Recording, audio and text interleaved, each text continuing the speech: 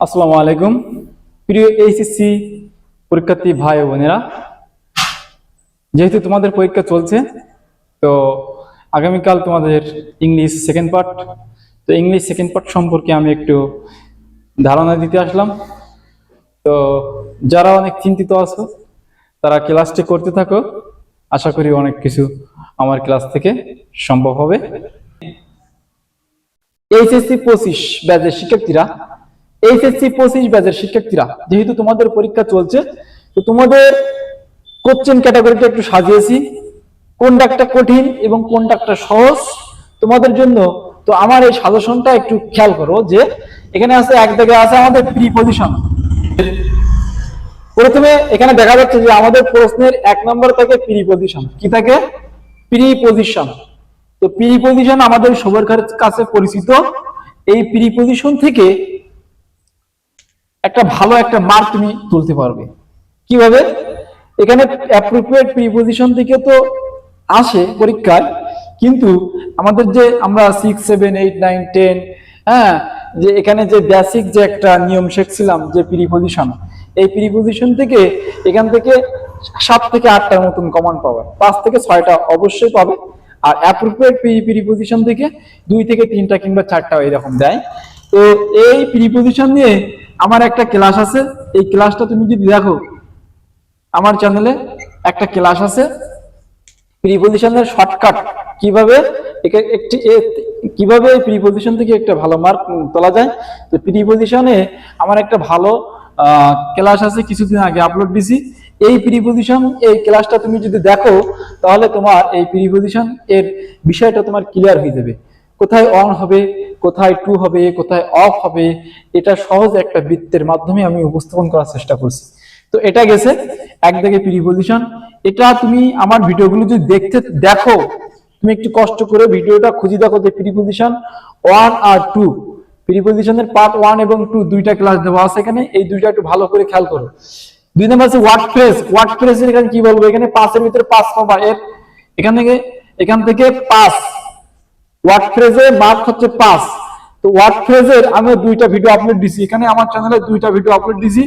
এই 2টা video upload দেওয়ার মধ্যে তুমি 5-এ 5 পাওয়া, 5-এ 5 পাওয়া, 5-এ 5 পাবে। এই 2টা ভিডিও আপলোড দিছি, এখানে 5-এ 5 পাবে। কেন? ওয়ার্ড ফ্রেজের আমি এখানে বেসিক রুল শেখাইছি যে এখানে ওয়ার্ড ফ্রেজের what does look like, what if, let on, এই যে শব্দগুলোর বাংলা মিনিং আগে জানতে হবে। বাংলা মিনিং তুমি যদি জানো এবং এর প্রয়োগটা যদি রুলস অনুযায়ী যদি ব্যবহার করতে পারো, তুমি এখানে 5-এ 5 পাবে। তো এর বিষয়ে আমি খুব সুন্দরভাবে চমৎকারভাবে এখানে আলোচনা করেছি। এটাতে 2টা ভিডিও দেওয়া আছে, 2টা ভিডিও তুমি যদি দেখো, শর্ট ভিডিও, বেশি টাইম না, 10 থেকে 15 মিনিট টু টাইম, কি 10 মিনিট, 12 মিনিট, 13 মিনিট এরকম ধরনের স্কিপ করে যদি দেখো ভিডিওগুলো, তো এখানে তুমি 5-এ 5 পাবে। বিশ্বাস না হয় তুমি এই ভিডিওটি প্লে করো এবং প্লে করে দেখতে থাকো। 3 নম্বর হচ্ছে কমপ্লিটিং সেন্টেন্স। এটা আমি এখন আলোচনা করিনি, এটা একটু ক্লাস দিয়ে রেখে দিলাম, এটা করব, এটা একটু পরে আলোচনা করছি। 4 নম্বর হচ্ছে right form of verb. Right form of ভার্বেও 2টা ভিডিও করছি, এখানে 2টা ভিডিও করছি। তুমি রাইট ফর্ম অফ ভার্বে আমরা দেখি যে আমাদের একাডেমিক লেখাপড়ার ভিতরে 60 থেকে 70টার মতো রুলস পাওয়া যায়। রাইট ফর্ম অফ ভার্বে 60 থেকে 70টার মতো 60 থেকে 70-এর মতো রুলস আছে। এই রুলস গুলো পড়তে হয়। তো এত গাদা রুলস কি মনে রাখা যায়? আদৌ সম্ভব আছে? খুবই কষ্ট হয় মনে রাখতে গেলে। তো এই এত গাদা রুল না মুখস্থ করে আমি এখানে 10 থেকে 12টা রুলস দিছি। রাইট ফর্ম অফ ভার্বে 10 থেকে 12টা রুলস দিছি। এখানে 2টা ভিডিও আপলোড দিছি। এই 2টা ভিডিও আপলোড তুমি যদি দেখো, এটাও বেশি সময় না, এটা 10 থেকে 12 মিনিট করে একটা ভিডিও। 2টা ভিডিও তুমি যদি দেখো তো তোমার এখান থেকে একটা ভালো মার্ক তুমি অর্জন করতে পারবে। তোমার কয় নাম্বার করে? 1 নম্বরে প্রিপজিশন গেল, 2 নম্বরে ওয়ার্ড ফ্রেজ গেল, 3 নম্বরে কমপ্লিটিং সেন্টেন্সটা স্কিপ করেছি, ওটা একটু পরে শেখাচ্ছি। আর 4 নম্বর হচ্ছে right form of verb. Right form of ভার্বেও তুমি একটা ভালো মার্ক অর্জন করতে পারবে, কারণ এই তোমাদের এইচএসসি এইচএসসি পরীক্ষার জন্য আমি আগে থেকে সুন্দরভাবে ভিডিওগুলো তৈরি করে চ্যানেলে আপলোড দিয়ে দিছি, যাতে তোমাদের উপকার হয়। 5 নম্বর হচ্ছে ন্যারেশন, এটা স্কিপ করো, এটা আলোচনা করেনি।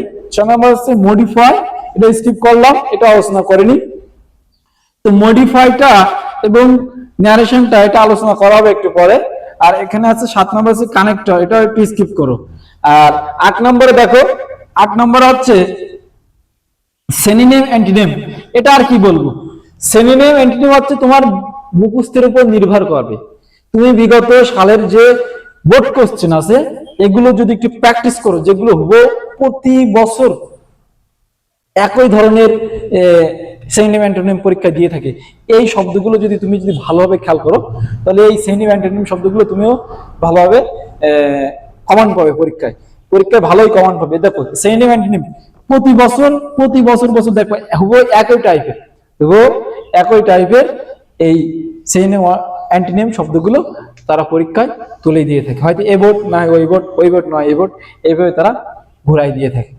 তারপর কি, তো 2017 সাল থেকে 2024 পর্যন্ত, 2017 সাল থেকে 2024 পর্যন্ত এই সিনোনিম অ্যান্টোনিম, এখানে অনেকগুলো হাজার সিনোনিম অ্যান্টোনিম আছে, এত পড়ার দরকার নাই।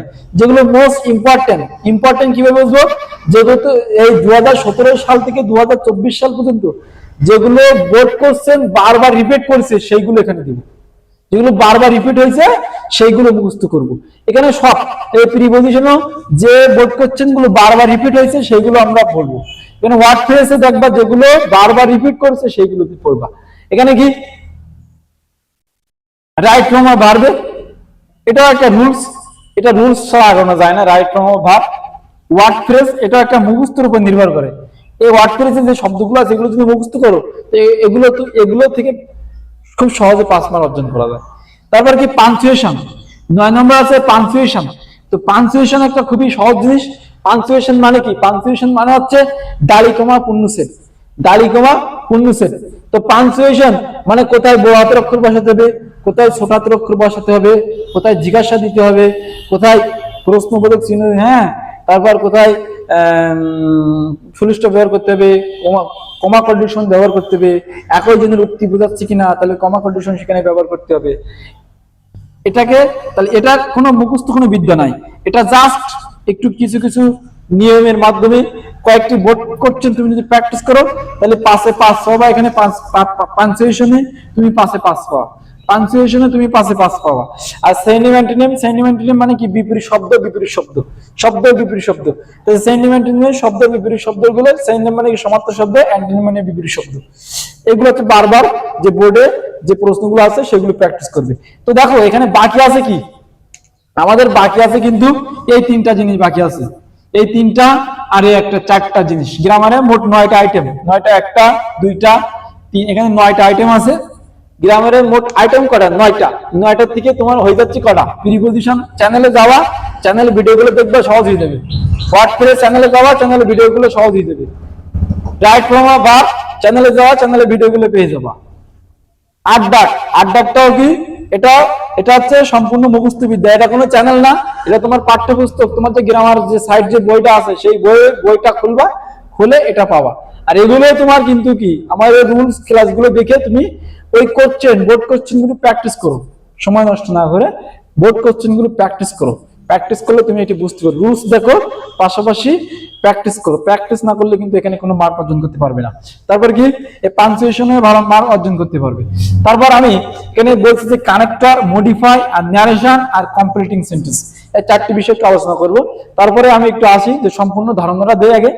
এখানে আছে ইমেইল।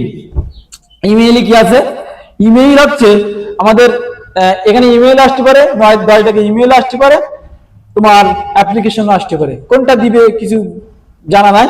তো তারপরেও আমরা প্রতি বছর দেখে থাকি যে ইমেইল এইচএসসি পরীক্ষায় বেশি আসে, ইমেইল অ্যাপ্লিকেশন খুব কম আসে। তো এখানে ইমেইল, আমরা ইমেইলের ক্যাটাগরিগুলো মুখস্থ করবো। ইমেইল যে কি লিখতে হয়, ফর্ম লিখতে হয়, আবার টু লিখতে হয়, আর সেন্ড লিখতে হয়, লিখে আবার কি করতে হয়, ওগুলো দাগ দিয়ে দিতে হয়। তারপর হচ্ছে কি 11টা হচ্ছে প্যারাগ্রাফ, আর এখানে 2টা প্যারাগ্রাফ পড়বে। তো এখানে দেখো মুখস্থ বিদ্যা হচ্ছে 40 মার্ক, মুখস্থ বিদ্যায় মার্ক এসেছে 40 মার্ক। এখানে মার্ক কত, 40। তাহলে মুখস্থ বিদ্যার মার্ক হচ্ছে 40, আমার পাস মার্ক হচ্ছে 33, পাস মার্ক হচ্ছে 33। শুধু যে তুমি এই 40 মার্ক লিখে থিয়ে আসবা, গ্রামাটিক্যাল কিছু লিখবে না, তাহলে তুমি কিন্তু ফেল। কারণ তোমার যে স্যার খাতা দেখবে, সে স্যার দেখবে যে তুমি গ্রামাটিক্যাল কতটুকু পারো। তুমি হাজার এগুলো যদি ভালো লেখো, তোমার এখানে নাম্বার তুলতে পারবে না।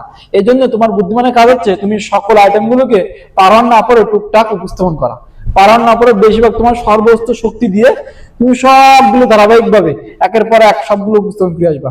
তারপর যেটা ভুল হয় সেটা অন্য বিষয়, সেটা স্যারের মেন্টালিটি, স্যার যেভাবে খাতা দেখবে সেইভাবে তুমি নাম্বার পাবা, ঠিক আছে? তো তুমি যদি এখানে যদি গ্যাপ আকারে সবগুলো যদি একটা দুইটা এভাবে যদি না লেখো, যদি ফেলাই ফাঁকাতে আসো, তাহলে স্যারের মেন্টালিটা কি কাজ করবে? স্যার দেখবে যে এ তো কিছুই পারে না, তো কিছুই লেখিনি, তাই এর রিটেন সাইডের কি দেখবো? আর যে গ্রামাটিক্যাল সাইড ভালো করে আসবে, তার এই রিটেন সাইড এসে ভালো মার্ক অর্জন করতে পারবে। এটা মাস্ট একটা কথা। তারপর এখানে কি বলছে যে এই জন্য এই প্যারাগ্রাফ কিন্তু অনেকে বানায় বানিয়ে লেখে, তাই না? সব তো বানায় বানিয়ে লেখে প্যারাগ্রাফ। তো এই প্যারাগ্রাফ যারা কারা বানায় বানিয়ে লেখে নাম্বার পাবে। এটা হচ্ছে যে গ্রামাটিক্যাল যার যত সুন্দর আইটেম, কারণ গ্রামাটিক্যাল যে ভালো বলবে সে এই প্যারাগ্রাফও বানায় রাখতে পারবে। এই প্যারাগ্রাফের ভিতরে তার রুলস গুলো ঠিক থাকবে। একটা বাক্য তৈরি করতে গেলে তার সাবজেক্ট অবজেক্ট ভাগ এইভাবে যুক্ত থাকবে, মানে তার গ্রামাটিক্যাল আইটেম গুলো একের পর এক ধারাবাহিকভাবে নির্দিষ্ট থাকবে। তার মানে স্যার ওইটা দেখার সাথে সাথে তার নাম্বার দিয়ে দেবে। স্যার কিন্তু পড়বে না তুমি কি লেখছো, স্যারের মাথায় কাজ করবে কি যে এখানে গ্রামাটিক্যাল রুলস গুলো ঠিক আছে কিনা, তাই না? তো তোমার যদি মুখস্থ বিদ্যা থাকে, তুমি মুখস্থ বিদ্যার প্যারাগ্রাফ যদি বেঁধে যায় তাহলে আলহামদুলিল্লাহ লিখে দিবা। আর যদি না বাঁধে তখন কি করবা? তখন তুমি এই প্যারাগ্রাফটা কোন বিষয় সম্বন্ধে পড়ছে সেই বিষয়ের উপরে তুমি একটু চিন্তা করে জাস্ট কয়েকটা লাইন একটু বানানোর চেষ্টা করবা, মানে ওই বিষয়ে। তারপর তুমি যদি না পারো, তুমি একটু শয়তানি করবা। কি শয়তানি? কিছু ইংলিশ ওর ভিতরে ঢুকাই দেবা, এটা দিলে নাম্বার দেয় না। তারপরে তুমি গ্রামাটিক্যাল রুলস অনুযায়ী তুমি লিখতে থাকবা, যতদূর পারবা এটা লিখতে আসবা। এখানে একটা আছে গুড সাইড, একটা আছে ব্যাড সাইড প্রত্যেকটা প্যারাগ্রাফের ভিতরে। এগুলো একটা প্যারাগ্রাফ যে লিখলে এটা শুধু তার ভালো দিক আলোচনা করলে এটা না। প্যারাগ্রাফটা যখন লিখবা তখন প্যারাগ্রাফের মধ্যে তার ভালো দিকও তুলে ধরবা, খারাপ দিকও তুলে ধরবা। প্রথম তার সংজ্ঞা আকারে দেওয়া যায় কিনা দেখবা, সংজ্ঞার পরে তার ভালো দিক খারাপ দিক সুবিধা অসুবিধা গুলো অবশ্যই আলোচনা করবার জন্য প্যারাগ্রাফের ভিতরে উঠে আসে। তাহলে তোমার এখানে স্যার কিন্তু সর্বোচ্চ নাম্বার দিতে বাধ্য থাকিবে। তারপর কি ইমেইলটাও একটা মন মতন লিখবা। ইমেইল অনেকে 2 পৃষ্ঠা 2 পৃষ্ঠা এরকম লেখে। তো এখানে আমার জানা মতে যে ইমেইলটা 1 পৃষ্ঠা লিখলে খুব ভালো হয়। আর যদি বা 2 পৃষ্ঠা লেখো তাহলে এইভাবে দেখো, এইভাবে যা আছে এই পেজ থেকে শুরু করবা লেখা। এই পেজ থেকে যখন লেখা শুরু করবা, তোমার যদি না ধরে তুমি এই পেজে যেতে পারবা। তাই আমাদের এইচএসসি পরীক্ষায় আমরা বিগত সালের দিকে খেয়াল করলে দেখতে পাবো যে ইমেইলটা বেশি তারা রিপিট করে, তাই না? অ্যাপ্লিকেশনের ব্যবহারটা খুব কম। তারপর আমরা শিখে রাখবো অ্যাপ্লিকেশনের যে একটা ক্যাটাগরি আছে কিভাবে লিখতে হয়। একটা ফরম্যাটে অ্যাপ্লিকেশন, একটা অ্যাপ্লিকেশন জানলে এখানে হাজার হাজার অ্যাপ্লিকেশন কিন্তু একই ফরম্যাটে লেখা যায়। তো ইমেইলের একটা ফরম্যাট আছে, এই ফরম্যাটটা জানতে হবে তোমাদের।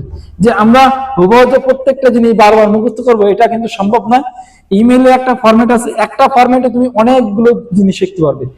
অ্যাপ্লিকেশনেরও একটা ফরম্যাটে তুমি অনেকগুলো অ্যাপ্লিকেশন করতে পারবে। তারপর এই তো ইমেইল এবং অ্যাপ্লিকেশন খুব একটা সহজ জিনিস। অর্থাৎ তুমি এখানে এসএসসি পর্যায়ে যেভাবে এগুলো ব্যবহার করছো, যে শীট আকারে যে ক্যাটাগরি যেভাবে তোমার শেখানো হয়েছে সেগুলো শিখে নিবে। আর যদিও তুমি এটা যদি না পারো, ইউটিউবে সার্চ করবে, বিভিন্ন লেকচার এখানে আছে, তুমি সেগুলো দেখে নেবে খুব সহজ, যেটা তোমার বুঝতে সহজ হয় সেটা তুমি অ্যাপ্লাই প্রয়োগ করবে। তো আমার জানা মতে ইমেইলটা কিংবা অ্যাপ্লিকেশনটা 1 পেজে লিখলে সেটা আরো সৌন্দর্য হয় এবং বেটার হয়, এবং সেটা আমাদের রুলসের অন্তর্ভুক্ত হয়। তো ইমেইলটা 1 পেজে লেখার চিন্তা ভাবনা করবা। আর যদি আরো বিস্তারিত লিখতে চাও সেটা 2 পেজে লিখবা। তবে পেজটা কোন সাইডে শুরু করবা? পেজটা অবশ্যই এখান থেকে শুরু করবা। এই পেজ লেখার পরে এই পেজে যাবা। কোনো অপার পৃষ্ঠের জন্য উল্টায় জন্য ওপিএসে যায় না, তাহলে কিন্তু এটা কিন্তু একটা মারাত্মক লেভেলে একটা ভুল হওয়ার সম্ভাবনা বেশি থাকে। সো রিটেন সাইডে এই 3টা জিনিস খুব ভালোভাবে লিখিতে আসবা। কারণ গ্রামাটিক্যালে তুমি এখানে ভালো মার্ক যদি দুর্বল স্টুডেন্ট হও তাহলে এখানে ভালো মার্ক তুমি তুলতে পারবে না, কখনোই তুলতে পারবে না। যেহেতু এটা একটা বোর্ড করছেন, এটা একেবারে যে ইজি পরীক্ষা তা না, মোটামুটি হার্ড হবে। এটা অ্যান্সার করে আসতে গেলেও মোটামুটি হার্ড।